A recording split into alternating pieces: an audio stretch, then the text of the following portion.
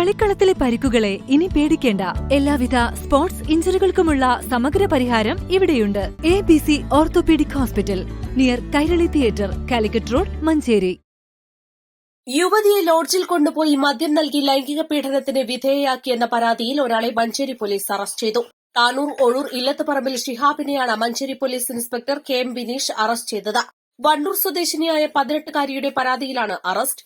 കഴിഞ്ഞ 28-നാണ് കേസിനാസ്പദമായ സംഭവം. മാതാവിന്റെ സുഹൃത്തായ പ്രതിയോട് പെൺകുട്ടി പണം ആവശ്യപ്പെട്ടു. പണം നൽകാമെന്ന് പറഞ്ഞ പെൺകുട്ടിയെ പ്രതി മഞ്ചേരിയിലേക്ക് വിളിച്ചു വരുത്തി. മഞ്ചേരിയിലെത്തിയപ്പോൾ പണം ലോഡ്ജിൽ സൂക്ഷിച്ചിരിക്കുകയാണെന്നും ലോഡ്ജിലെത്തിയാൽ പണം നൽകാമെന്നും പറഞ്ഞു.